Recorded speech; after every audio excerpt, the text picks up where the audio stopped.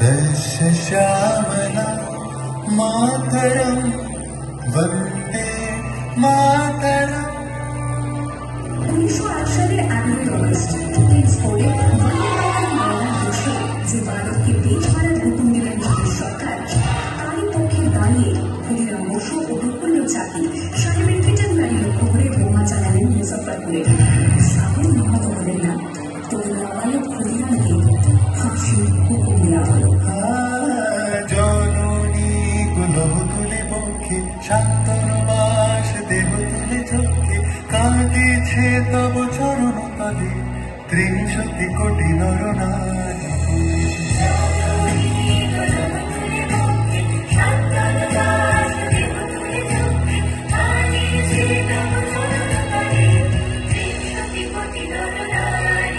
যারা স্বর্গপথ তারা এখনো জানে স্বর্গের যে প্রিয় জন্মভূমি এসো স্বদেশ তোদের মহাবিখ্যাত সেই মৃত্যুঞ্জয় চরমচুর।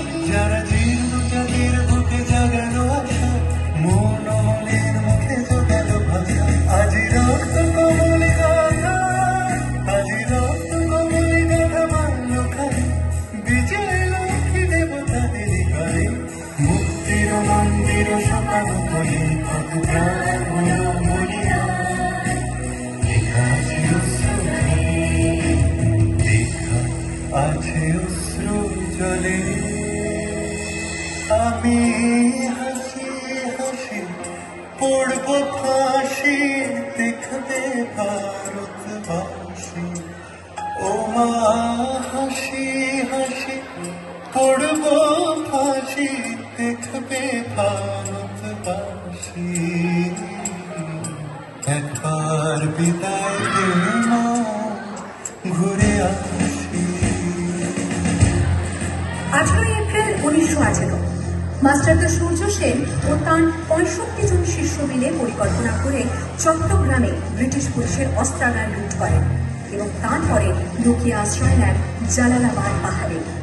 এর 4 দিন পর ব্রিটিশ বাহিনী খুঁজে বার করে মাস্টারদা ও তাঁর সঙ্গীদের। সেদিনের অস্তমিত সূর্য ছিল সূর্য সেনের রক্তে আহ্বান শোনো আহ্বান আশীর্বাদ কর ভুলতে নিয়ে দুস্তার পানে প্রস্তার ফিরে বন্যার মতো বেরিয়ে। আহ্বান শোনো আহ্বান আশীর্বাদ কর ভুলতে নিয়ে দুস্তার পানে প্রস্তার ফিরে বন্যার মতো বেরিয়ে। যুগ শুনছে তো সঙ্গে দিয়েছে সারা হিমগির শুনলোকে সূর্যের সারা যাত্রা শুরু করছে ছুটে দুর্বার ভেঙে তুলি চলে মুক্তা নাচে মুক্ত শতমুখী যাত্রা শুরু করছে ছুটে দুর্বার ভেঙে তুলি চলে মুক্তা নাচে মুক্ত শতমুখী। এই শুধু সত্য যে নবপ্রাণী জেগেছে রণসাজে সেজেছে অধিকার অর্জনে। এই শুধু সত্য যে নবপ্রাণী জেগেছে রণসাজে সেজেছে অধিকার।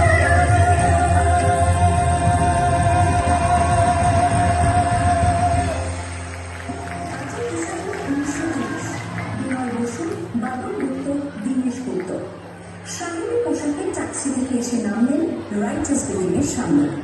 সোজা উঠে গেলেন দোতলায়, সামনে সিমসনের ঘর। দারোয়ানকে ছেড়ে ছুটে গেলেন ভেতরে। বন্দুকের আওয়াজে পৌঁছে উঠল রাইটার্স। লুটিয়ে পড়লেন সিমসন। এরপর রাইটার্স বিল্ডিং এর অলিন্দে বারবার গর্জে উঠল বিপ্লবীদের গুলির শব্দ। তারপর টেলর সাহেব তার বাহিনী নিয়ে ঘিরে ফেললেন বিনয় বাদল দিবিশ।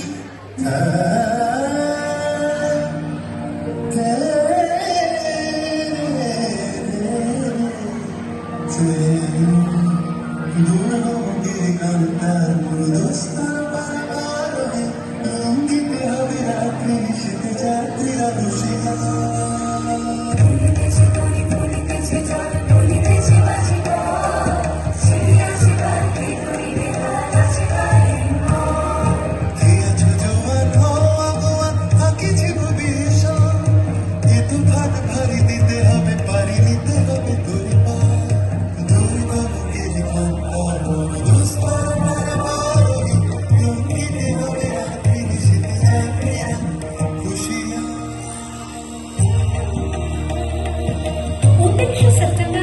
1942 তমলুকের মাটিতে কয়েক হাজার ভারতীয়কে নিয়ে যিনি পুলিশ স্টেশন ঘেরাও করার লক্ষ্যে হেঁটেছিলেন, সেই সত্তরোর্ধ্ব মাতঙ্গিনী হাজরা পুলিশের নির্মম গুলিচালনা ও লাঠিচার্জ সত্ত্বেও তার হাতের পতাকাটি মাটিতে পুঁতে দেন।